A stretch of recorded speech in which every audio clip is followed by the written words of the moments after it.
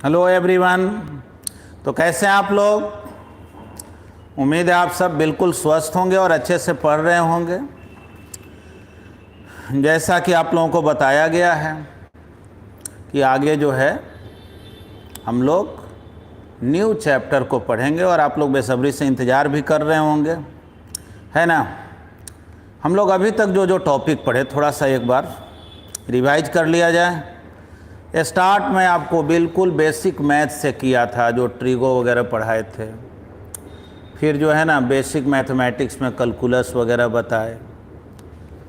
आप लोगों को जो चैप्टर फिजिक्स के पॉइंट ऑफ व्यू से हुआ वो हुआ वेक्टर, जिसमें ज़्यादातर लोग जो है यूट्यूब से ही वेक्टर को पढ़ लिए। फिर हम लोग यूनिट्स एंड डायमेंशंस को पढ़े। उसके बाद हम लोग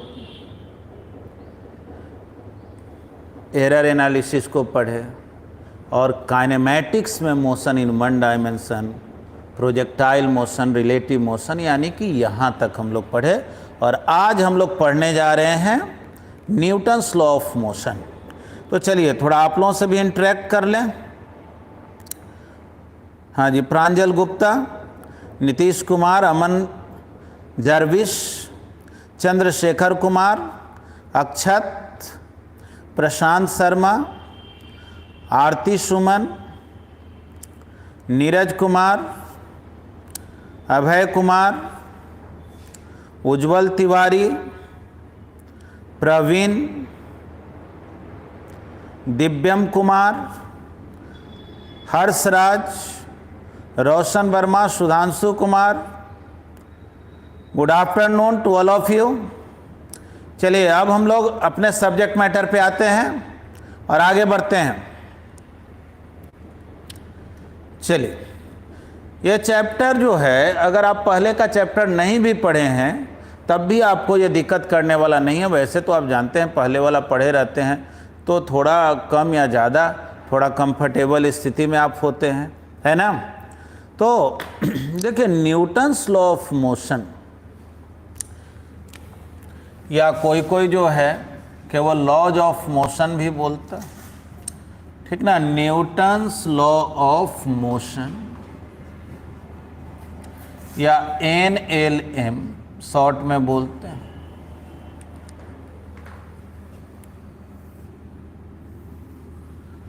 देखिए, ये कोई आपके लिए न्यू चैप्टर नहीं, मतलब सुना हुआ चैप्टर है। 9th-10th में भी जब आप पढ़ते थे तो आप न्यूटन्स लॉ को पढ़े होंगे। अब क्या समझे क्या नहीं समझे वो अलग बात है, लेकिन आप पढ़े हुए चैप्टर तो जरूर। तो आइए, इसमें जो है हम लोग सबसे पहले क्या पढ़ेंगे? First law of motion. First law of motion. चलिए जी, ये फर्स्ट लॉ ऑफ मोशन क्या है? तो बोलेंगे, ध्यान से सुनना। न्यूटन का फर्स्ट लॉ ये कहता है कि कोई भी ऑब्जेक्ट जिस स्टेट में है, जिस अवस्था में है, उसी स्टेट में वो बने रहना चाहता है जब तक कि उस पर कोई एक्सटर्नल फोर्स न लगे। यानी जब तक फोर्स नहीं लगेगा उसके स्टेट में चेंजिंग नहीं होगा। मतलब कि अगर कोई ऑब्जेक्ट रुका हुआ है तो तब तक रुका हुआ रहेगा जब तक कि उस पर कोई फोर्स न लगे। अगर कोई ऑब्जेक्ट कुछ वेलोसिटी से जा रहा है, ठीक ना, अगर मान लो जमीन में कोई फ्रिक्शन नहीं है और हम क्या किए, इस पेन को प्रोजेक्ट कर दिए जमीन पे 10 मीटर पर सेकंड से, तो ये पेन उसी वेलोसिटी से जाते रहेगा जब तक कि उस पर कोई फोर्स न लगे। वो कभी रुकने वाला नहीं है ना। पेन को हम फेंक दिए तो बोलेंगे आप कि अभी तो रुक जाता है। तो अभी इसलिए रुक जाता है क्योंकि आप फेंकते हैं तो फ्रिक्शन टाइप का फोर्स लगने लगता है और वही उसको रोक देता है। लेकिन अगर कोई फोर्स ना लगे, जैसे अगर mg वगैरह नहीं होता, आप कोई बॉल को फेंक देते आप 5 मीटर पर सेकंड से, तो बॉल उसी वेलोसिटी से चलते जाता, ना उसके मैग्नीट्यूड में चेंजिंग होता, ना डायरेक्शन में चेंजिंग होता, है ना। तो न्यूटन का फर्स्ट लॉ ये कहता है कि कोई भी ऑब्जेक्ट अगर रेस्ट में है तो रेस्ट में रहेगा, कुछ वेलोसिटी से जा रहा है तो उसी वेलोसिटी से जाते रहेगा जब तक उस पर कोई फोर्स न लगे। ठीक, ये बात तो हम लोग समझे। तो इसका मतलब ये हुआ कि फोर्स जो है कोई ऐसा एक्सटर्नल इन्फ्लुएंस है, ऐसा कोई बाहरी प्रभाव है जो बॉडी पे लगता है तो उसके स्टेट को चेंज करता है। यानी अगर मान लो कोई बॉडी 10 मीटर पर सेकंड से जा रहा है और हम उधर ही फोर्स लगा दिए तो उसका गति कुछ बढ़ गया, वेलोसिटी कुछ बढ़ गया, उल्टा लगा दिए कुछ घट गया। मतलब कि फोर्स लगेगा तभी उसके वेलोसिटी में चेंजिंग होगा। यानी तुमसे अगर कोई पूछे कि फोर्स क्या है तो बोलेंगे देखो भाई, फोर्स एक ऐसा एक्सटर्नल इन्फ्लुएंस है जो बॉडी के स्टेट को या तो चेंज कर देता है और नहीं तो चेंज करने का कोशिश करता है। ठीक ना। Force is an external influence which changes और try to change the state of body. जैसे देखो ये बोर्ड है, हम इस पर फोर्स लगा रहे हैं, क्या बोर्ड भागने लगा? नहीं। तो इसका मतलब क्या हुआ? हम बोर्ड पर कोई फोर्स नहीं लगा रहे हैं। तो बोलेंगे नहीं, हम बोर्ड पर फोर्स लगा रहे हैं। ये अलग बात है कि मेरे फोर्स के अलावे भी बहुत सा फोर्स इस पर लग रहा है, जिसके कारण जो है बोर्ड का जो अवस्था है, स्टेट जो है, उसमें कोई चेंजिंग नहीं हो रहा है। यानी कि हर बार कोई जरूरी नहीं कि आप फोर्स लगाइए तो उसका स्टेट चेंज ही हो जाएगा। फोर्स लगने के बाद भी अगर आपके फोर्स के अलावे बहुत सारा फोर्स लग रहा हो तो ये भी हो सकता है कि नेट इफेक्ट नहीं के बराबर हो गया है ना। अब कोई हम बिल्डिंग को ढकेलने जाएं कि भाई रुका हुआ है, आज हम फोर्स लगा के बिल्डिंग ढकेल देंगे, आज हम हिमालय पहाड़ को जो है नेपाल से चाइना में ढकेल देंगे, तो क्या ऐसा पॉसिबल है? क्या नहीं, क्योंकि केवल वहाँ आप ही का फोर्स नहीं लग रहा, वो जमीन से अटैच है, ग्राउंड के कारण फोर्स। हाँ, अगर ऐसा हो कि पूरा एक पहाड़ स्मूथ सरफेस पे रहे, जमीन में कोई फ्रिक्शन नहीं हो, और तब आप जो है ना बस एक बार ऐसे लात से ढकेलेंगे, पहाड़ को खिसकना ही पड़ेगा, बिल्डिंग को ढकेलेंगे उसको चलना ही पड़ेगा, है ना। तो फर्स्ट लॉ ऑफ मोशन को हम लोग लॉ ऑफ इनर्शिया भी बोलते हैं। कोई कहे कि ये इनर्शिया क्या है,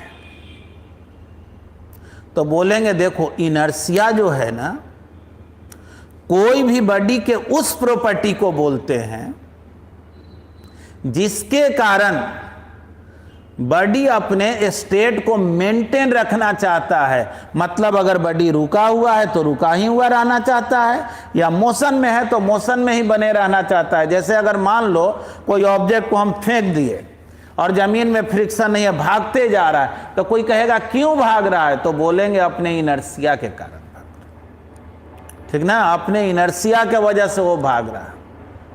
यानी इनर्शिया उस प्रॉपर्टी को बोलते हैं जिसके कारण बॉडी अपने स्टेट को मेंटेन रखता है जब उस पर कोई फोर्स नहीं लग रहा होता। तो आइए पहले तो हम लोग फर्स्ट लॉ ऑफ मोशन का स्टेटमेंट लिखें। बोलेंगे क्या इसके स्टेटमेंट में? If a body is in rest or moving with some velocity,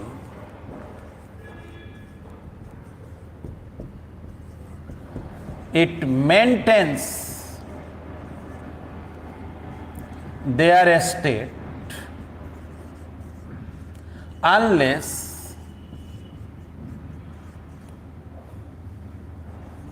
या ऐसा करो until एक्सटर्नल फोर्स, या फोर्स भी बोलो तो एक्सटर्नल फोर्स ही हो गया, until force acts on it. ठीक ना। If a body is in rest और moving with some velocity it maintains their state until force acts on it. जब तक फोर्स नहीं लगता है तब तक ये अपने स्टेट को मेंटेन रखता है। बोलेंगे it is also called law of inertia. ठीक ना, इसको लॉ ऑफ इनर्शिया भी बोलते हैं। अगर कोई तुमसे पूछे कि ये इनर्शिया क्या है, इनर्शिया क्या है, तो बोलेंगे इनर्शिया जो है बॉडी के उस प्रॉपर्टी को बोलते हैं जिसके कारण वो अपने स्टेट को मेंटेन रखना चाहता है। यानी बोलेंगे क्या, the property of body due to which body maintains their state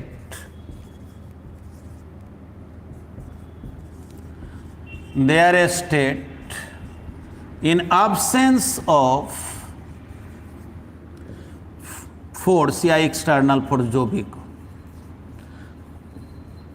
ठीक ना, in absence of external force जो अपने स्टेट को मेंटेन रखना चाहता है। आप चाहें तो यहां भी एक्सटर्नल वर्ड को यूज में ला सकते हैं। ठीक ना,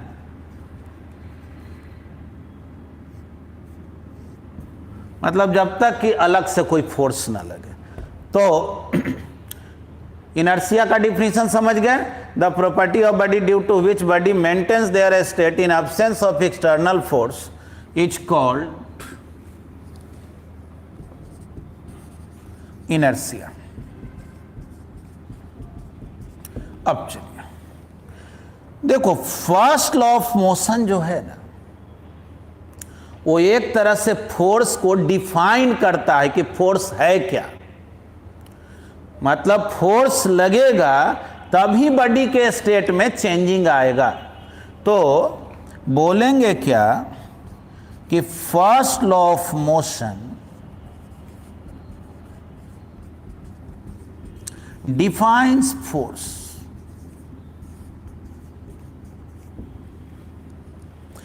पूछा जाए फोर्स क्या है,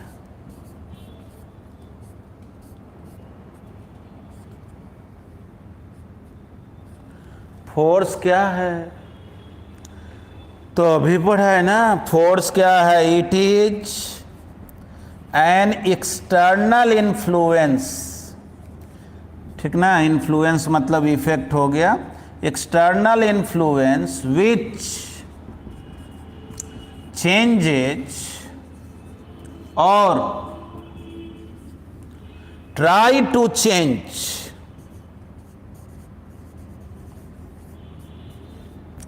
the state of body। ठीक ना, जो बॉडी के स्टेट को या तो चेंज कर दे या चेंज करने का कोशिश करे, उसी को हम लोग क्या बोलते हैं, फोर्स। समझ गए। ये फोर्स का डिफिनीशन फर्स्ट लॉ से आया। तो बोले फर्स्ट लॉ से कैसे आया, तो फर्स्ट लॉ यही ना कहता है कि जब फोर्स लगता है तो स्टेट में चेंजिंग आता है। यानी कि फोर्स ऐसा कोई एक्सटर्नल इन्फ्लुएंस है जो बॉडी के स्टेट को चेंज कर सकता है ना। तो चलिए यहाँ तक तो उम्मीद है आप लोग समझे होंगे। चलिए एक स्टेटमेंट हम आपको दे रहे हैं और थोड़ा उसका भी आप जवाब दीजिएगा। देखो, मान लो क्लासरूम में एक टीचर है। टीचर तुमसे ऐसे बोले, ये बतलाओ जी, फर्स्ट लॉ ऑफ मोशन जो है क्या इस चीज को बतलाता है कि अगर कोई बॉडी कुछ एक्सेलरेशन से चल रहा है तो उसी एक्सेलरेशन से चलते रहेगा जब तक उस पर एक्सटर्नल फोर्स न लगे। ध्यान से सुने, अगर कोई बॉडी कुछ एक्सेलरेशन से चल रहा है तो उसी एक्सेलरेशन से चलते रहेगा जब तक कि कोई एक्सटर्नल फोर्स न लगे। यह स्टेटमेंट ट्रू है कि फॉल्स है, बस आप ट्रू फॉल्स। ठीक ना, आपको बोलना है ट्रू फॉल्स। ठीक ना, रिपीट कर दे रहे हैं क्वेश्चन को। अगर कोई बॉडी कुछ एक्सेलरेशन से जा रहा है, कोई ऑब्जेक्ट अगर 5 मीटर पर सेकंड स्क्वायर एक्सेलरेशन से जा रहा है तो उसी एक्सलेशन से जाते रहेगा जब तक कि कोई फोर्स न लगे। ये स्टेटमेंट ट्रू है या फॉल्स? चलिए, बहुत से लोग फॉल्स बोल रहे हैं, बहुत से लोग ट्रू बोल रहे हैं। चलिए देखिए, मैं समझा ही दे रहा हूं क्योंकि आप एक्सप्लेन करेंगे तो उसमें टाइम वेस्ट होगा। तो ये स्टेटमेंट सही मायने में फॉल्स स्टेटमेंट, ट्रू नहीं है। क्यों? क्योंकि अगर कोई बॉडी कुछ एक्सेलरेशन से जा रहा है तो भाई एक्सेलरेशन तो आता ही न तब है जब उस पर फोर्स लगता है। बिना फोर्स के कहीं एक्सेलरेशन होता है क्या? बताइए तो, समझ पाए? यानी कि अगर कोई बॉडी एक्सेलरेशन से जा रहा है तो उस पर तो ऑलरेडी तो एक्सटर्नल फोर्स लग ही रहा है। इसलिए जब फोर्स उस पर ऑलरेडी एक्ट कर रहा है तब ना एक्सेलरेशन है। लेकिन फर्स्ट लॉ ऑफ मोशन क्या बतलाता है? फोर्स नहीं लगे तब वो अपने स्टेट को मेंटेन रखता है। याद रखना, अगर कोई बॉडी एक्सेलरेशन से जा रहा है तो इसका मतलब ही हुआ जरूर उस पर कोई फोर्स लग रहा है। और फर्स्ट लॉ ऑफ मोशन है जब फोर्स नहीं लगे तब का, यानी ये स्टेटमेंट रॉन्ग हो जाएगा। आपको ये बोलना होगा कि जब कोई ऑब्जेक्ट कुछ वेलोसिटी से जा रहा हो, एक्सेलरेशन नहीं, वेलोसिटी से जा रहा हो, तो उसी वेलोसिटी से जाते रहेगा जब तक कि उस पर फोर्स न लगे। ये स्टेटमेंट बिल्कुल करेक्ट। उम्मीद है आप लोग समझ गए होंगे हम क्या बोलना चाह रहे हैं, है ना? समझ गए? चलिए लिख दीजिए, समझ गए।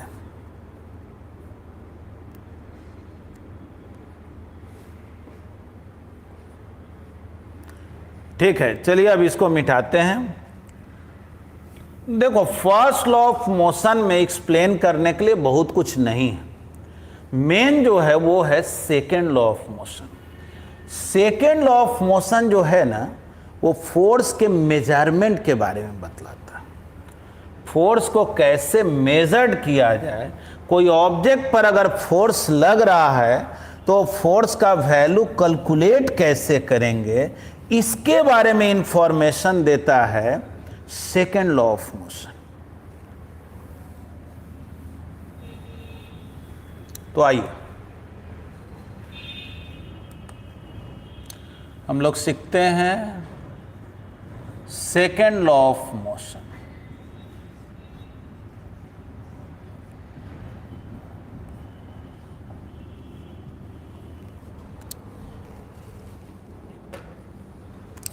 देखिए, सेकेंड लॉ क्या है?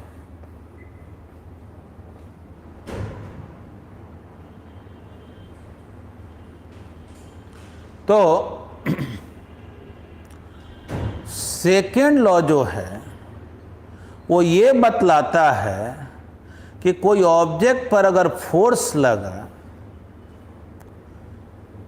तो उसका वैल्यू कैलकुलेट कैसे करें। चलो ये बात तो 2-3 बार बोल दिए, लेकिन अब इसको सीखें, बाद में स्टेटमेंट लिखें। जैसे कोई ऑब्जेक्ट है, मान लीजिए इसका मास है m, ये u वेलोसिटी से जा रहा, कुछ टाइम के तक आप इसको पुश करते रहे, ढकेलते रहे, ठीक ना, इस पर फोर्स अप्लाई किए, और मान लीजिए t टाइम के बाद इसका जो वेलोसिटी है v हो गया, ठीक ना। पहले वेलोसिटी u था, अब वेलोसिटी क्या हो गया? v। पूछा जा रहा आपसे कि बतलाव इस ऑब्जेक्ट पर कितना फोर्स लगा। तो ठीक, तो फोर्स देखो जी, Newton second law of motion क्या कहता है? क्या दिक्कत है? वो जनसेट के लिए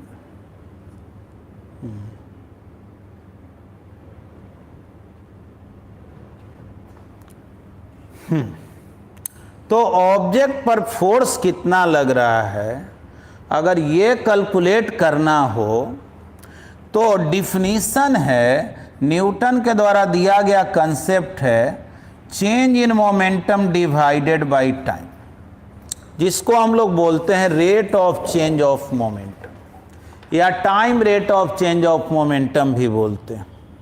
देखो, चेंज इन मोमेंटम का मतलब हुआ final momentum minus initial momentum divided bye जो टाइम लगा।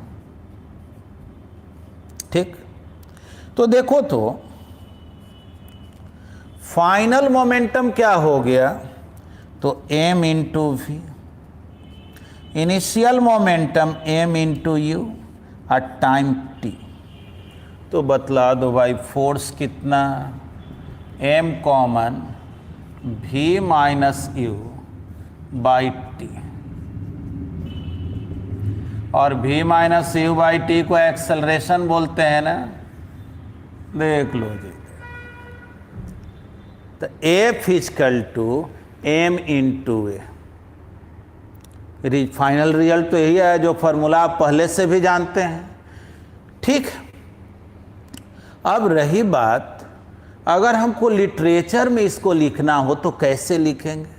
तो देखो, हम लोग ऐसे बोलते हैं कि कोई भी ऑब्जेक्ट पर लगने वाला फोर्स अगर निकालना हो तो उसका मोमेंटम चेंजिंग का रेट निकालो, यानी चेंज इन मोमेंटम में टाइम से डिवाइड करो। ठीक है, अब चलो, अब अगर कोई ये कहे कि इस फोर्स का डायरेक्शन किधर होगा, तो देखो टाइम का तो कोई डायरेक्शन होता नहीं है, यानी जिधर चेंज इन मोमेंटम का डायरेक्शन होगा उधर ही फोर्स का डायरेक्शन होगा। इसमें क्या नया है कि नहीं। तो हम लोग देखो, अगर लिटरेचर लिखें तो क्या लिखेंगे, यहां लिख दे रहे हैं, the rate of change of momentum, ठीक ना, the rate of change of momentum is equal to the applied force and the direction of this force is always directed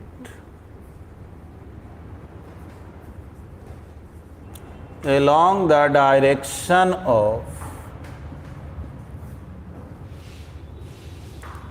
change in momentum.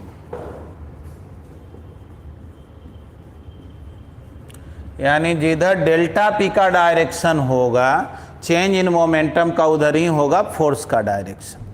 देखो, मेन बात statement को याद करना नहीं होता है, मेन बात स्टेटमेंट को समझना होता है, और उससे भी ज़्यादा महत्वपूर्ण उसको इम्प्लीमेंट में लाना होता है। जैसे बहुत से लोग फार्मूला सीख भी जाते हैं, स्टेटमेंट भी समझ जाते हैं, लेकिन उसका वो प्रॉपरली इम्प्लीमेंट नहीं कर पाते हैं। तो इम्प्लीमेंट ही नहीं तो फिर क्या है ना। तो देखो, जैसे देखो कुछ स्टूडेंट कैसे पढ़ता है, वो ऐसे करता है, किसी को कॉपी दे देता है, थोड़ा सुनो तो कि हमको याद हुआ है कि नहीं, और आंख बंद कर लेता है, वो सुना, हाँ तो second law, the rate of change of momentum is equal to the applied force in the direction of force is directed along the direction of change in.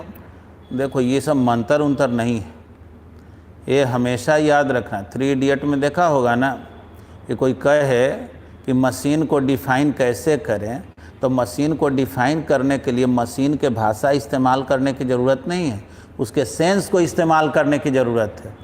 Newton कोई लिटरेचर नहीं लिख के दिए थे, कोई मंत्र लिख के नहीं दिए थे। न्यूटन जो है ना कंसेप्ट सिखाए थे, उसी को बाद में लिटरेचर में लिख दिया गया। न्यूटन ये सिखाए थे कि कोई भी ऑब्जेक्ट पर अगर फोर्स कैलकुलेट करना हो तो ये पता करो कि जब वो फोर्स लगना शुरू हुआ तब उस ऑब्जेक्ट का मोमेंटम क्या था, वो फोर्स लगना जब बंद हुआ तब मोमेंटम क्या है। फाइनल मोमेंटम से इनिशियल को माइनस करो और जितना देर तक वो फोर्स लगा उस टाइम से डिवाइड कर दो, बस फोर्स का वैल्यू निकल जाए। अगर ऐसे अगर बात को करेंगे तो दूसरे के लिए समझना ज़्यादा आसान है ना। और सोचो, साइंस का काम क्या है, वो सिंपल चीज को टफ करना कि टफ को सिंपल करना। बोलो तुमको गर्मी लगता है तो पंखा चलने लगता है, एसी चलने लगता है, वो तुम्हारे लाइफ को कंफर्ट जोन में ले जाता है ना, इजी बनाता है ना। साइंस कभी सिंपल को कॉम्प्लेक्स नहीं बनाता है, और जो लोग सिंप्लेक्स को कॉम्प्लेक्स के रूप में तुमको रखते हैं उसका तुम कारण जानना। कभी कभी देखो कुछ ऐसे भी शिक्षक तुमको जीवन में मिले भी होंगे कि जो साधारण बात को भी वो इतना टेढ़ा मेढ़ा कॉम्प्लेक्स कर देंगे, तुमको तुम्हारे पल्ले कुछ पड़ेगा ही नहीं जल्दी। और वो उसके द्वारा ये बताना चाहते हैं ना कि देखो मैं एडवांस लेवल का टीचर हूं, मैं कोई बड़ा टीचर हूं, मैं साधारण टीचर नहीं हूं। मैं ऐसा बोलता हूं कि किसी को पता नहीं चलता है, क्योंकि मुझे समझने के लिए तुमको बहुत कुछ करना पड़ेगा। देखो तो इसका मतलब ये हुआ ना कि वो तुमसे डिस्टेंस बना के रखना चाहते हैं। और ये ऐसा होता है ना कि डिस्टेंस जब बना रहता है तो कोई ज़्यादा कुछ पूछता नहीं, क्योंकि वो हमेशा सोचता है कि हीन भावना से ग्रसित है कि ये भाई हम तो इनके लायक नहीं, हम तो इनके लायक ही नहीं। ऐसा कुछ भी नहीं है, समझाओ। पूरे फिजिक्स पूरा पढ़ो, कोई कुछ ऐसा है ही नहीं कि जो तुम्हें समझ में नहीं है। वो झूठ मूठ के वो त्रिंग भ्रिंग है ना। तो अब चलो यहाँ तक तो समझा, ठीक ना है। अब जो है मैं एक, चूँकि डायरेक्ट कन्वर्सेट करने में तो मुझे बनता नहीं, मैं कुछ अभी बोलता हूँ तो आपको रिप्लाई में थोड़ा वक्त लग जाता है, लेकिन मुझे एक क्वेश्चन पूछना है। तो चलिए मैं क्वेश्चन तो ज़रूर पूछूंगा, और उसका थोड़ा सा उस कन्वर्सेशन से आपको बहुत बेनिफिट होने वाला है, इसलिए वो कन्वर्सेशन भी मैं आपसे करूँगा। चलिए जी, क्वेश्चन क्या है? क्वेश्चन ये है,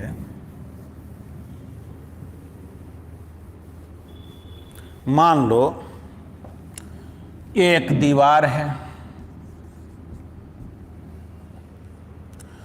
चलिए आप यहां पर हैं, आप अपने हाथ में एक बॉल को लिए हुए हैं, ठीक ना। आप अपने हाथ में बॉल को लिए हुए हैं और बॉल को आप प्रोजेक्ट कर दिए। बॉल जा करके दीवार से टकराया, आप फिर बॉल लौट करके आया और दोबारा से आप बॉल को कैच कर लिए। क्वेश्चन समझेंगे, ठीक ना। बॉल को प्रोजेक्ट किए, बॉल गया दीवार से टकराया, लौट करके आया, फिर हम बॉल को कैच कर लिए। अब कोई आपसे कह रहा है कि बॉल जब दीवार से टकराया होगा तो बॉल पे दीवार तो कुछ फोर्स लगाया होगा ना। तो बोलेंगे हाँ बिल्कुल लगाया हो। तो ये दीवार बॉल पर जो फोर्स लगाया उसको हम कैसे कैलकुलेट करें? क्या क्या चीज हमको बता दिया जाए जिससे कि हम फोर्स के वैल्यू को है, क्या क्या इंफॉर्मेशन दे दिया जाए जिससे कि आप फोर्स को कैलकुलेट कर सकें। तो कोई स्टूडेंट कहा कि सर पहले तो मास बता दीजिए।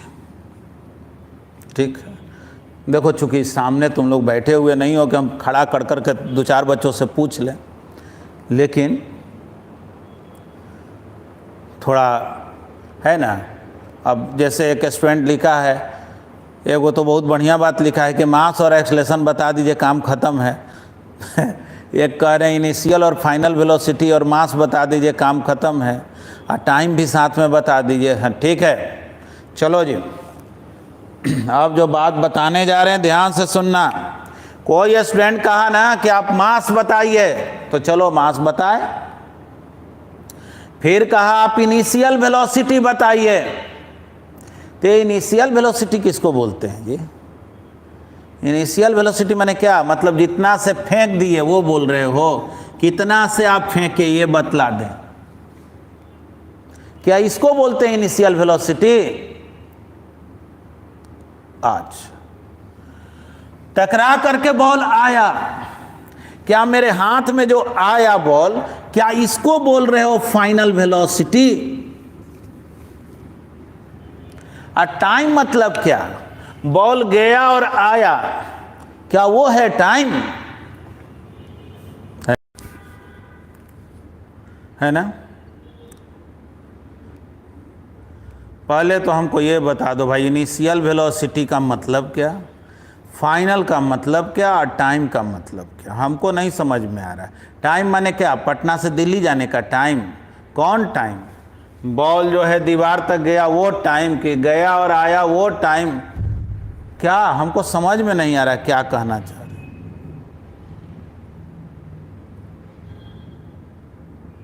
कौन टाइम बता दें?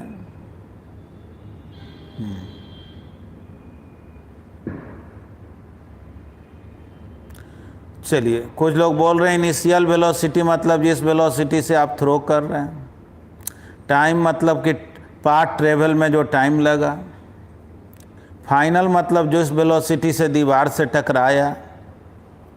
ठीक है, आप लोग जो कोई भी कमेंट लिख रहे हैं आप लोग सब गलत हैं। अब ध्यान से सुने, आप सही नहीं लिख पा रहे। आइए आप केवल समझिएगा, क्योंकि यही तो भ्रम है।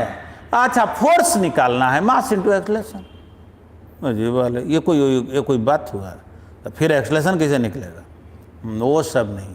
फिर इनिशियल वेलोसिटी मतलब, फाइनल वेलोसिटी मतलब, जब मुझे पता ही नहीं है कैसे हम काम कर पाएंगे? हाँ देखें, ध्यान से सुनेंगे।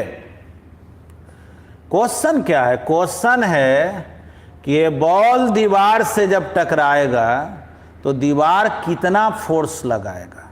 फोर्स किसको लगाना है? दीवार को। ठीक ना? अब एकदम लिखना उखना कुछ कमेंट नहीं है, और आप जो हैं एकदम बहुत अच्छी तरह से, ये क्या लिख रहा है जी? ठीक ना? तो हम तो खैर जीनियस नहीं है, ये बात को जानना है, वो सब नहीं लिखना है कि आप जीनियस। चलो बढ़िया बढ़िया सुन रहा है, जो बात बता रहे हैं ना तुम्हारा एकदम पूरा कंप्लीट कंसेप्ट क्लियर करेगा। ये एग्जाम्पल बहुत बढ़िया है, ध्यान से देखो जी। सोचो तो, बॉल मेरे हाथ में, रुको एक ठो बॉल नहीं लेते, अच्छा फेंकेंगे तो दिखाई तो पड़ेगा नहीं। देखो देखो, समझो ये बॉल मेरे हाथ में, चलो बॉल अभी रुका हुआ है ना? तो हाँ रुका हुआ है। चलो जी, बॉल को लिए फेंक दिए। तो सोचो यहाँ मोमेंटम बॉल का क्या था? 0, और यहाँ आके फेंक दिए तो यहाँ तो मोमेंटम कुछ है ना? केवल आराम से सुनना, कुछ लिखने उखने की अभी ज़रूरत नहीं है, बाद में हम सब कमेंट पढ़ेंगे। ध्यान से देखो, बॉल मेरे हाथ में रुका हुआ है, मोमेंटम 0, यहाँ आया फेंक दिए, तो यहाँ मेरे हाथ से जब बॉल निकला तो ये हो गया फाइनल मोमेंटम, यहाँ हो गया 0, और यहाँ से यहाँ आने में जो टाइम लगा, तो change in momentum by time करेंगे, final momentum minus initial momentum by time, तो फोर्स तो निकलेगा, लेकिन वो कौन फोर्स निकलेगा? तो मेरा हाथ जो फोर्स लगाया वो निकलेगा। ध्यान से सुनना बढ़िया से, रिजल्ट पर नहीं पहुंचे हैं। यानी कि मेरा हाथ जो फोर्स इस बॉल पे लगाया, मेरा हाथ कब तक फोर्स लगाया बतलाओ? जब तक बॉल मेरे हाथ में रहा होगा। तो शुरू में तो रुका हुआ था तो मोमेंटम 0, और बाद में यहां से निकला, तो ये फाइनल मोमेंटम, यहाँ इनिशियल मोमेंटम, और यहाँ से यहाँ जाने का जो टाइम लगा उससे डिवाइड करेंगे तो फोर्स निकलेगा। लेकिन वो किसका फोर्स निकलेगा? तो वो निकलेगा कि मेरा हाथ जो है इस बॉल पर कितना फोर्स लगाया। ठीक, अब चलो आगे बढ़ो। अब ये बॉल मेरे हाथ से निकल गया और आगे जा रहा है। थोड़ा सोचो, थोड़ा कॉमन सेंस से सोचो। बॉल मेरे हाथ से निकल गया, बॉल अब हवा में इंटर कर गया, अब बॉल दीवार तक पहुंचे, तब तक तो बॉल का वेलोसिटी कुछ बदल जाएगा ना। सोचो, बॉलर जो गेंद को फेंकता है, अब बैट्समैन तक जो बॉल पहुंचता है, क्या दोनों का वेलोसिटी एक होता है? नहीं, ज्यादा मोमेंटम से बॉलर फेंकता है। लेकिन यहाँ से वहाँ जाने में कुछ हवा का भी असर होता है उस पर, और उसके वजह से उसका वेलोसिटी बदल जाता है, कम या ज़्यादा हो जाता है। जनरली कम ही होता है, क्योंकि एयर के थ्रू जाएगा तो एयर रेजिस्टेंस फोर्स लगता है, उसको स्लो करता है। तो सोचो, बॉल मेरे हाथ से निकला और दीवार तक पहुंचा, अभी दीवार से टकराया नहीं है, दीवार तक पहुंचा। तो देखो यहां जो मोमेंटम है, मान लो ये पॉइंट ए है, ये पॉइंट बी, ए पर जो मोमेंटम है वो इनिशियल, मतलब हमारे हाथ से जो निकला वो इनिशियल, दीवार तक जो पहुंचा वो फाइनल, और यहां से यहां जो टाइम लगा, तो change in momentum by time करेंगे तो फोर्स निकलेगा। लेकिन वो फोर्स किसका निकलेगा? तो वो फोर्स निकलेगा एयर के द्वारा, विंड के द्वारा। हवा कितना फोर्स लगा, समझे क्या? मतलब बॉल यहां से यहां तक गया, तब भी तो मोमेंटम में चेंजिंग हुआ ना। यानी यहां से यहां जाने में जो फोर्स लगाया वो आपका हाथ नहीं था, आपका हाथ का काम खत्म हो गया। जैसे ही बॉल आपके हाथ से निकल गया, अब आपका हाथ का रोल समाप्त। अब बॉल आ गया हवा में, यहां जो मोमेंटम इनिशियल, यहां जो मोमेंटम वो फाइनल, और यहां से यहां जो टाइम लगा, change in momentum by time करो, फोर्स निकलेगा। और ये फोर्स निकलेगा force exerted by air. Air कितना फोर्स लगाया वो पता चलेगा। अब चलो, अब दीवार की बारी आने वाली है। बॉल दीवार से टकराया, मान लो v1 वेलोसिटी से, और टकरा करके लौटा v2 वेलोसिटी से। बोलो दीवार कब तक फोर्स लगाया होगा इस बॉल पर? तो जब तक ये बॉल दीवार के संपर्क में रहा होगा, कांटेक्ट में रहा होगा। यानी कि बॉल दीवार से टकराया, टकराते समय जो मोमेंटम हुआ वो इनिशियल, टकराने के जस्ट बाद जो हुआ वो फाइनल। यानी अगर हम फोर्स एक्सर्टेड बाय वॉल देखें, final momentum minus initial momentum by time, तो बोलेंगे फाइनल मोमेंटम हो गया m इंटू v2। कोई पूछे v2 क्या है, बोलेंगे कि टकराने के बाद बॉल जब दीवार को छोड़ेगा, दीवार से अलग होगा, उस समय बॉल का जो वेलोसिटी है वो हो गया फाइनल वेलोसिटी। इनिशियल मोमेंटम तो mass into initial velocity. Initial velocity किसको कहेंगे?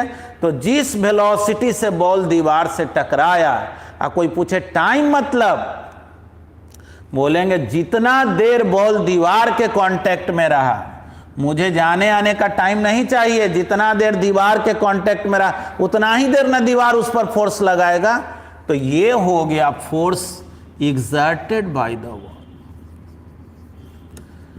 Exerted by the wall. यानी कि मेरे क्वेश्चन का आंसर ये होना चाहिए था कि सर आप ये बताइए कि बॉल जब दीवार से टकराया तब बॉल का वेलोसिटी क्या है, बॉल जब दीवार के कांटेक्ट छोड़ा तब वेलोसिटी क्या है, और हमको ये बताइए कि बॉल और दीवार कितना देर तक आपस में कांटेक्ट में रहा। ये जाने आने का टाइम से कोई लेना देना नहीं है इस क्वेश्चन का। अब चलो, बॉल दीवार को छोड़ दिया और चल दिया यहां से। सोचो, बॉल यहां से चल दिया, यहां आते आते बॉल का जो वेलोसिटी है कुछ बदल जाएगा कि नहीं? तुम्हारे हाथ तक आते थे, तुमको कैच करना है, बस तुम यहाँ पर क्या किया, बॉल उधर से आया। मान लो यहाँ जो मोमेंटम है, दीवार को ही छोड़ा, ये मोमेंटम इनिशियल, तुम्हारे हाथ के पास बॉल पहुंचा, वो मोमेंटम फाइनल, और यहाँ से यहाँ आने में जो टाइम लगा उस टाइम से डिवाइड कर दो चेंज इन मोमेंटम में, तो फोर्स निकला किसके द्वारा? एयर के द्वारा। किसके द्वारा? एयर के द्वारा फोर्स निकला। अब चलो, बॉल आया मेरे हाथ से टकराया, हम क्या किए, देखो ऐसे बॉल आया, हाथ को ऐसे खींचे, रोक दिए, तो कोई कहेगा बॉल मेरे हाथ से जब टकराया वो मोमेंटम इनिशियल, अब हाथ मेरा रुक गया यहाँ फाइनल, और यहाँ से आने में जो टाइम लगा, change in momentum by time करोगे, फोर्स निकलेगा किसके द्वारा? मेरे हाथ के द्वारा। मेरा हाथ कितना फोर्स लगाया। मतलब ये सीधा सीधा मैटर नहीं है। हम बॉल को फेंक दिए, कोई कहे फोर्स निकालो तो मास इनटू एक्सेलरेशन, ये सब मीनिंगलेस बात है। देखो समझ में नहीं होता है ना, तो आज मैं ऐसे ही कुछ के कुछ बोलते रहा। आप समझ गया ना, ये वो फोर्स नहीं लग रहा है। बॉल मेरे हाथ में, पहले हाथ फोर्स लगाया, फिर विंड फोर्स लगाया, फिर दीवार लगाया, फिर एयर के द्वारा फोर्स लगा, फिर मेरे हाथ के द्वारा फोर्स लगा, एक फोर्स लग रहा है, इतना सारा फोर्स लग रहा है।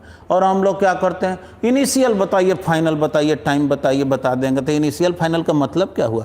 क्वेश्चन क्या है? क्वेश्चन ये है कि दीवार बॉल पे कितना फोर्स लगाया। ठीक ना? देखो कभी कभी जो लोग समझते नहीं है ना, वो दूसरे को कुछ उल्टा पुल्टा भी समझाते हैं। देखो कैसे समझाते हैं। अब जैसे तुम्ही में से कोई स्टूडेंट क्या किया, अपने एक दोस्त से पूछा, देखो जी एक बॉल को हम फेंके, दीवार से टकराया, फिर बॉल को कैच कर लिया, बोलो फोर्स कैसे निकलेगा? तो इतना जान लेना, ये क्वेश्चन पूछना जो है ना अपने आप में ही बहुत गलत है, क्योंकि ये क्वेश्चन ही नहीं। फोर्स कितना लगेगा बोलो, अरे किसका फोर्स? हाथ के फोर्स, हवा के फोर्स, दीवार के फोर्स, किसका फोर्स है ना? यानी जिसके पास समझ होता है ना, वो ये भी समझ जाता है कि पूछने वाला होशियार है कि बेवकूफ है। चलो जी, अभी तक जो बात समझाया वो समझ में आया?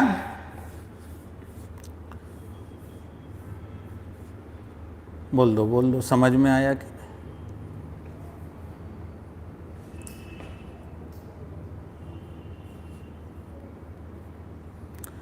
अब चलिए, ये विक्की जादव थर्ड लॉ पर पहुंच गए।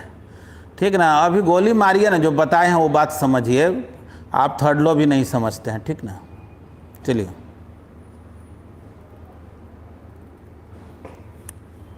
चलिए अगला एग्जाम्पल एक लेंगे। तो अस्मित बोल रहे हैं सर रिपीट कर दीजिए, बहुत देर तक बताते रहे तो कौन पार्ट रिपीट करे नहीं करे समझ में नहीं आ रहा। हाँ, एक बात जानिए, हर चीज़ शॉर्टकट नहीं है, सीधा सीधा नहीं है कि बस सीधे बोलो बॉल फेंके फोर्स बताओ। अरे फोर्स बताओ, किसका फोर्स बताओ? बॉल हम यहाँ से फेंके तो मेरे हाथ के द्वारा फोर्स पहले लगा है ना, फिर हवा में आया, हवा भी फोर्स लगाया है ना, फिर दीवार से टकराया तो दीवार भी फोर्स लगाया है ना, फिर हवा में आ गया, हवा भी फोर्स लगाया, फिर मेरे हाथ में आया, हाथ फोर्स लगाया। कोई एक फोर्स लग रहा है? यानी कोई क्वेश्चन क्या है? कोई अगर एक आता है, एक बात बताइए, आप बॉल को फेंके, आपके द्वारा कितना फोर्स लगा? तो बोलते हैं हाँ पता है, बॉल देखो मेरे हाथ में है, मोमेंटम क्या है? 0। फेंक दिए, मोमेंटम कितना? mv माइनस 0 बाई यहाँ से यहाँ का टाइम, ये मेरे हाथ का फोर्स निकल गया। लेकिन कोई पूछे कि बॉल पर दीवार कितना फोर्स लगाया, तो बोलेंगे दीवार फोर्स लगाना शुरू कब किया? तो शुरू तब किया ना जब आकर के ये मिलेगा, इस टकराएगा इससे।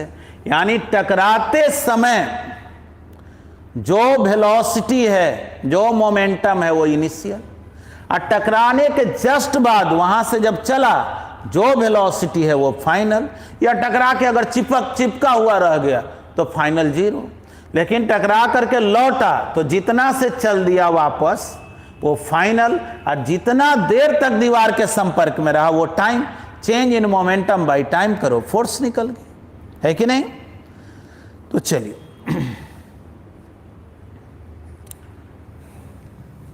यानी कि ढेर सारा स्टेप है, और हम लोग क्या करते हैं ना कि सब चीज़ का एक शॉर्टकट खोजते हैं, और कुछ लोग तो बड़ा विचित्र विचित्र शॉर्टकट खोजते हैं।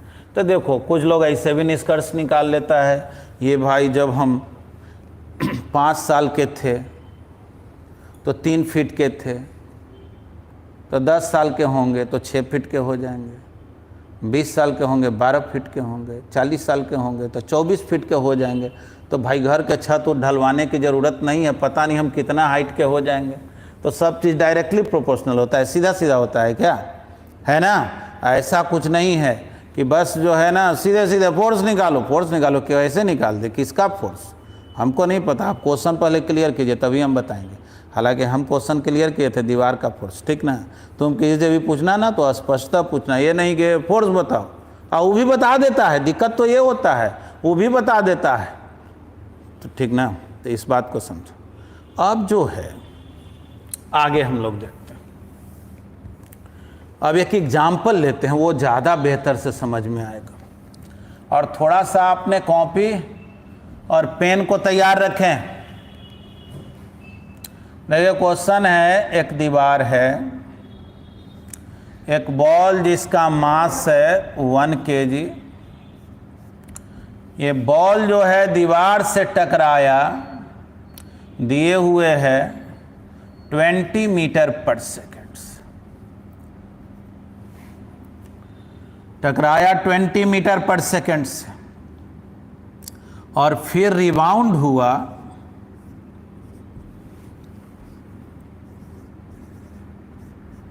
टकराने के बाद लौट गया, मान लो 10 मीटर पर सेकेंड से। क्वेश्चन में दिया हुआ है time of contact between the wall and the ball is 0.01 second. Find force exerted by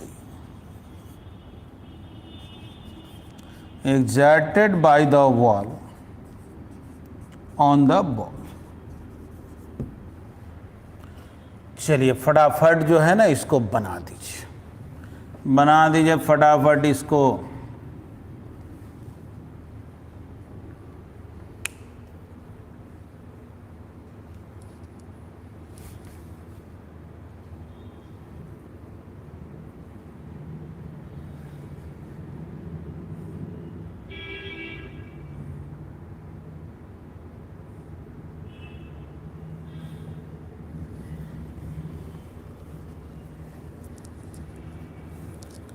force का वैल्यू बताया जाए।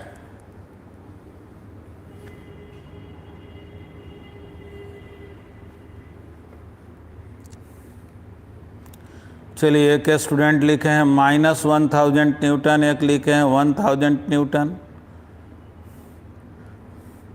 सब लोग 1000 -1000 ऐसा ही कुछ लिख रहे हैं।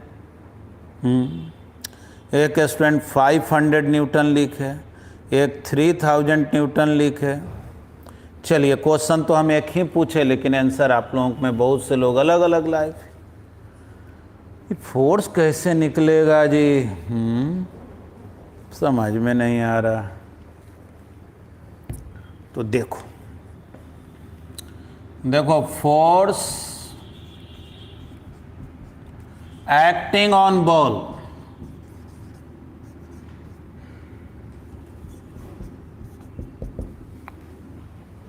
तो फोर्स का क्या डिफिनीशन होता है भाई? तो आप तो जान रहे हैं, final momentum minus initial momentum divided bye जो टाइम लगा। फाइनल मोमेंटम होता है मास इनटू वेलोसिटी। तो फाइनल वेलोसिटी तो इसका 10 मीटर पर सेकेंड है, और चूंकि मोमेंटम वेक्टर होता है तो सॉल्व तो मुझे वेक्टर मेथड से ही करना पड़ेगा। तो फाइनल मोमेंटम है -i में 1 इंटू इनिशियल मोमेंटम। तो इनिशियल वेलोसिटी है 20 मीटर पर सेकेंड i में, डिवाइडेड बाय टाइम, तो 0.01। तो ये फोर्स कितना आया? -10i -20i -30i 0.01। देखो जी फोर्स कितना आया, ऊपर नीचे 100 से मल्टीप्लाई कर दें, 3000 न्यूटन -i। देखो ये क्या कह रहा है? कह रहा है कि इस बॉल पे जो फोर्स लगेगा ना, वो फोर्स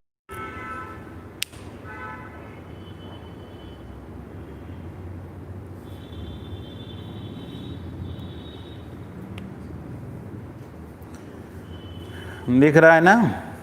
तो देखें, फोर्स का मैग्नीट्यूड कितना, 3000 न्यूटन, और इसका डायरेक्शन किधर होगा, तो माइनस आई में। थोड़ा ऐसे भी सोचो ना, बॉल को हम फेंके तो दीवार उसको वापस ढकेल दिया ना, दीवार इधर फोर्स लगा, बॉल इधर आया तो दीवार टकरा के इसको लौटा दिया ना वापस, यानी दीवार इधर फोर्स लगाया होगा कि नहीं। यानी कि फोर्स का मैग्नीट्यूड है 3000 Newton and force is directed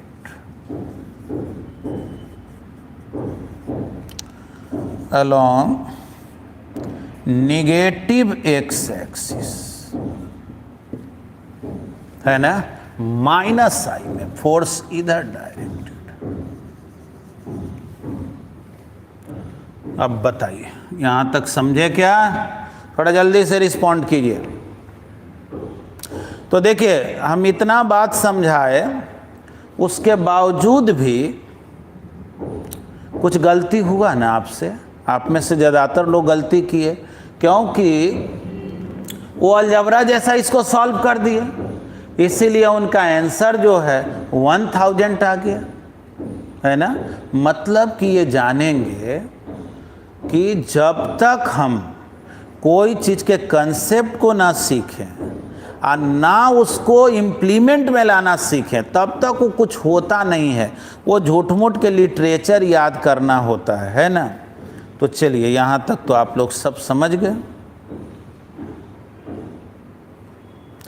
तो यही भाई चेंज इन मोमेंटम का, एक स्टूडेंट पूछ रहा है चेंज इन मोमेंटम का क्या डायरेक्ट माइनस आई ही ना होगा, यही ना चेंज इन डायरेक्शन का। फोर्स किधर होता है, जिधर चेंज इन मोमेंटम होता है। तो फोर्स आया माइनस आई में, यानी चेंज इन मोमेंटम माइनस आई, है ना। ये वेक्टर टर्म है ना, तो उसको वेक्टर मेथड से ही बनाना पड़ता है। ये अलजबरा नहीं है कि अलजबरा जैसा हम माइनस कर दें। उम्मीद है आप लोग इसको समझ गए। अब आगे बढ़ते हैं, ठीक।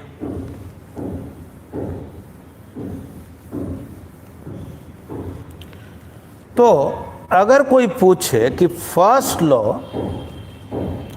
और सेकेंड लॉ में क्या रिलेशन है, तो बोलेंगे first law defines force and second law gives information about the measurement of force। क्या पढ़े? फर्स्ट लॉ जो है फोर्स को डिफाइन करता है, और सेकेंड लॉ जो है वो फोर्स के मेजरमेंट को बतलाता है। इतना सिंपल तो है कि नहीं? बोल दो एकदम। अभी पढ़े ना हम लोग, चलो आगे बढ़ते हैं। हम लोग दो ठो लॉ पढ़े, first law and second law. अब हम लोग थर्ड लॉ को पढ़ेंगे। हालांकि इसी में हम लोग को इम्पल्स वगैरह ये सब चीज़ के बारे में पढ़ना है, लेकिन पहले जो हेडिंग है न्यूटन्स लॉ ऑफ मोशन, तो मैं सारे स्टेटमेंट को समझा दे रहा हूँ।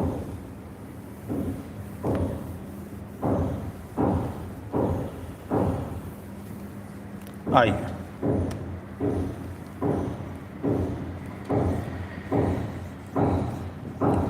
Third law of motion. ये थर्ड लॉ ऑफ मोशन का स्टेटमेंट क्या है? तो देखो, इसका स्टेटमेंट है every action has equal and opposite reaction. चलो, ये सब याद करने से कुछ होता नहीं, इसका मतलब समझना पड़ेगा। अब कुछ लोग ऐसे समझा भी देता है कि जानते हो कि नहीं, तुम जो भी करोगे उसका कुछ उल्टा होगा। कुछ लोग ये सिखा देता है तुम किसी को एक थप्पड़ मारोगे तो भी तुमको एक थप्पड़ मारेगा, और एक थप्पड़ मार के अगर तुम भाग गए तो न्यूटन थर्ड लॉ फेल कर गया। नहीं, ऐसा है क्या? बिल्कुल नहीं। पहले तो ये जानना, एवरी एक्शन का मतलब है, एक्शन का मतलब फोर्स है, बस इतना जानना। बाकी एवरी एक्शन मतलब ये नहीं कि हम किसी को गाली देंगे तो भी हमको गाली देगा, ये सब कोई लेना देना नहीं है, ठीक ना, उल्टा पुल्टा बात नहीं सीख लेना। तो एवरी एक्शन का मतलब, तुम अगर कोई ऑब्जेक्ट पर फोर्स लगाओगे तो तुम जितना फोर्स लगाओगे वो भी ऑब्जेक्ट उतना ही फोर्स तुम पे लगाएगा अपोजिट डायरेक्शन में, ठीक ना। स्टेटमेंट तो लिख दे रहे हैं, every action has equal and opposite reaction.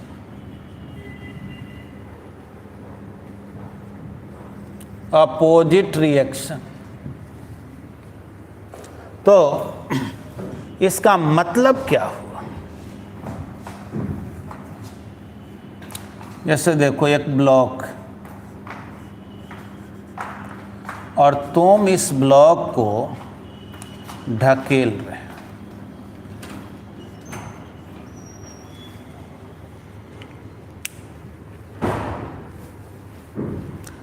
मान लो मैन को ए बोले और ब्लॉक को बी बोले। ए जो है ना वो बी को पुश कर रहा है। तो इस बात को जानना कि ए बी पर जितना फोर्स लगाएगा बी ए पर उतना ही फोर्स अपोजिट डायरेक्शन में लगाएगा।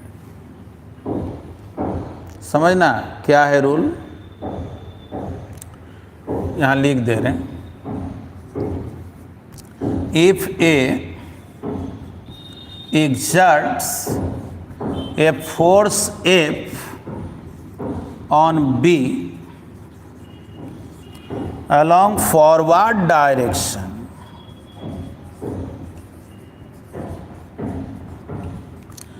then B must exert same magnitude of force, same magnitude of force on A in opposite direction.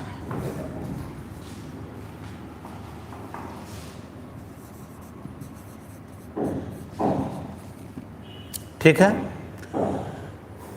ए अगर बी पर फोर्स लगाया फॉरवर्ड डायरेक्शन में आगे की ओर, तब बी ए पर उतना ही force backward direction, reverse direction, opposite direction में लगाएगा।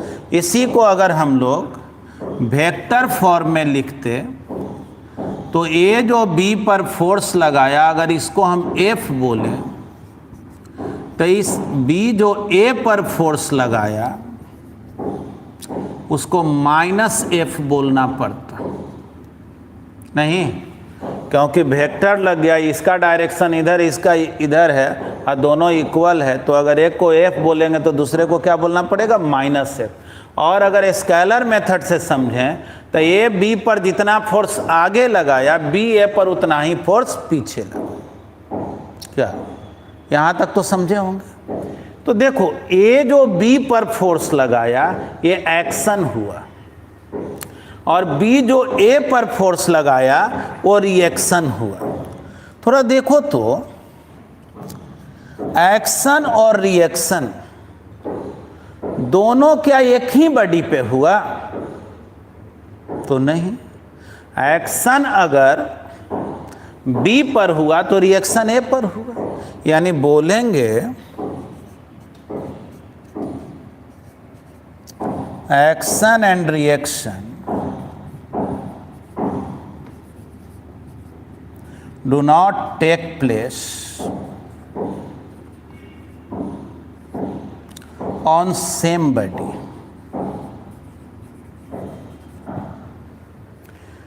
ठीक ना, एक ही बॉडी पे नहीं होता।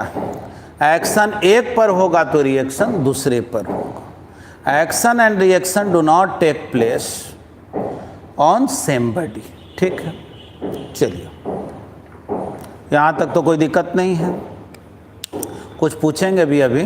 चलिए पहले तो आप ये बतला दीजिए, यहाँ तक तो समझे ना?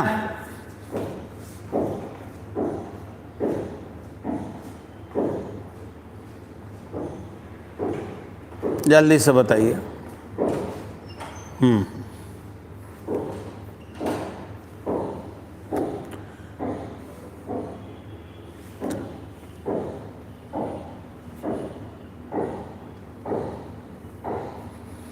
अब आप दीवार को ढकेल रहे हैं तो आप एक्शन किए, दीवार रिएक्शन किया।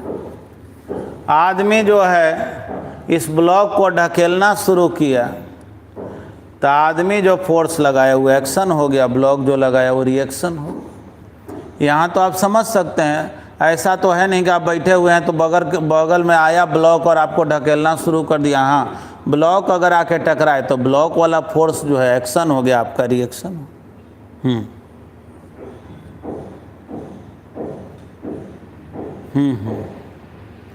चलिए, यहाँ तक जो बतलाए वो तो समझे। अब चलिए आगे जो पूछ रहे हैं वो थोड़ा सोच करके जवाब दीजिएगा, क्योंकि देखिए बहुत सिंपल सी बात जो है आप केवल याद किए हुए रहते हैं, आप समझ नहीं रहे होते। जैसे अभी एक स्टूडेंट क्वेश्चन पूछा है कि सर अगर एक्शन और रिएक्शन इक्वल होता है तो बॉडी चलता कैसे है। चलिए यही क्वेश्चन आपके लिए हम रख दे रहे हैं। देखो जी, ये जो आदमी है इस ब्लॉक को ढकेल करके ले जा रहा है, ठीक ना। चलो हम भी क्या करते हैं कि यहाँ पर एक टेबल है, ठीक ना। देखो ये टेबल है, इस टेबल को हम ज़मीन पे रख दिए हैं और इसको हम ढकेल करके ले जा रहे हैं। अब ये बतलाओ कि हम जितना फोर्स इस टेबल पर आगे लगा रहे हैं, टेबल थर्ड लॉ के अनुसार उतना ही फोर्स हम पर पीछे लगा रहे हैं। तो जितना फोर्स आगे उतना फोर्स पीछे, तो नेट फोर्स 0। तो टेबल आगे जा क्यों रहा है भाई। देखो तो ये आदमी इस मान लो ब्लॉक को, अलमीरा को अपने घर में ढकेल के आगे ले जा रहा है। तो ये आदमी अलमीरा पर जितना आगे फोर्स लगाया, अलमीरा इस आदमी पे उतना ही फोर्स पीछे लगाया।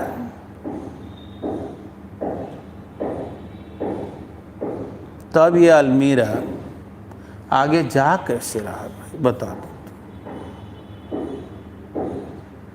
चलो बता ही दो, हमको नहीं मालूम। चलिए, कुछ लोग बोल रहे हैं मास के वजह से, कुछ लोग कह रहे हैं मास कम है टेबल का, कुछ लोग कह रहे हैं सर मेरा एक्शन फोर्स टेबल के रिएक्शन फोर्स के इक्वल है, लेकिन मेरा फोर्स फ्रिक्शन फोर्स को ओवरकम कर रहा है। Both force are acting on same body, if they act on same body the net force is 0।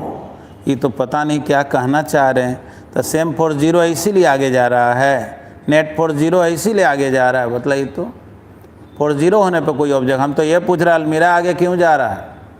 सोचो, हम इस अलमीरा को ढकेल रहे हैं